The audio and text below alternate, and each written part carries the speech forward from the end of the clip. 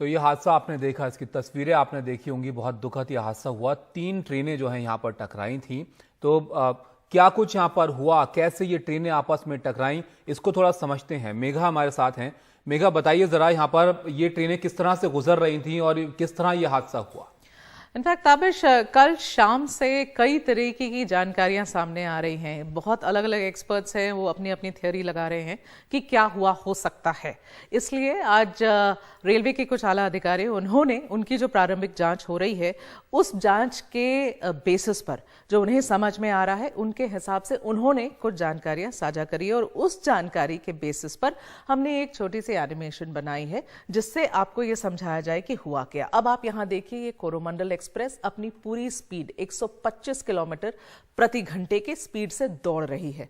आपको यहां यह मार्क करना है कि कोरोमंडल एक्सप्रेस के बाएं हाथ और दाहिने हाथ दोनों साइड में एक और ट्रैक है। एक ट्रैक इस तरफ है, एक तरफ दूसरी तरफ यहां पर भी एक और ट्रैक है। बीच वाले ट्रैक में, जिसको रेलवे के अधिकारी अप लाइन कहते हैं, इस लाइन पर दौड़ रही है कोरोमंडल एक्सप्रेस। ये मद्रास की तरफ जा रही है 125 किलोमीटर प्रति घंटे की स्पीड पर।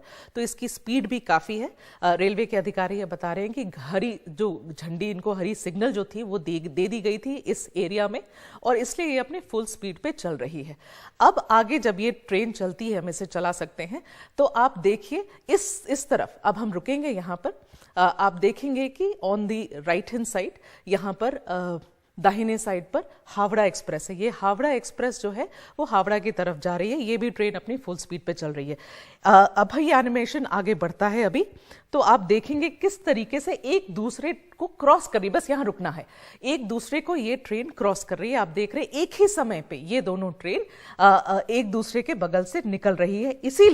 इसीलिए जब ये सवाल कल उठाए जा रहे थे कि क्यों हावड़ा एक्सप्रेस को नहीं रोका गया टकराने से, क्योंकि वो उसी वक्त जा रही थी, तो कोई समय ही नहीं था किसी को समझने का कि हुआ क्या।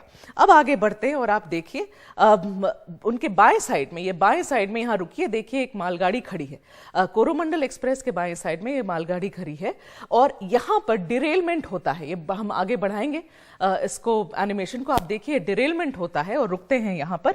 ये जो इंजन है, सामने का हिस्सा है कोरोमंडल एक्सप्रेस का इंजन, और पहली जो कुछ बोगियां हैं वो सीधे उड़कर इस जो स्टेशनरी यहां पे रुकी हुई मालगाड़ी थी उसके ऊपर गिर जाती हैं।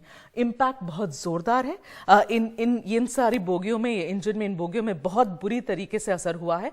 और जो पिछला हिस्सा है कोरोमंडल एक्सप्रेस का, वो किससे टकराता है?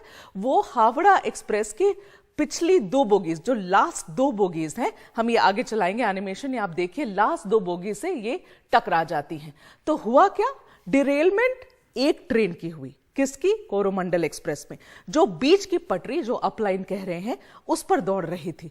पर इंपैक्ट कैसे हुआ? इंपैक्ट में 2 और ट्रेनें उसमें इस तरीके से इन्वॉल्व हो गई, जैसे लगा कि डिरेलमेंट वहां बाकी तीनों की हो गई थी। कल शुरू में ऐसा लगा जैसे 3 ट्रेन आपस में लड़ गई हैं और शायद इसलिए ऐसा हुआ है, मगर हुआ वो नहीं। हुआ ये है कि डिरेलमेंट एक ट्रेन की हुई जो बीच की पटरी पे चल रही थी, और जो बाकी एक तरफ स्टेशनरी गुड्स ट्रेन खड़ी थी और दूसरी तरफ हावड़ा एक्सप्रेस आ रही थी। जो डिरेलमेंट कोरोमंडल की हुई, वो दोनों तरफ उनकी बोगियां उड़ी और इंपैक्ट 2 और गाड़ियों में हुआ। तो 3 ट्रेन इस तरीके से इस बड़े हादसे में इन्वॉल्व हो गई।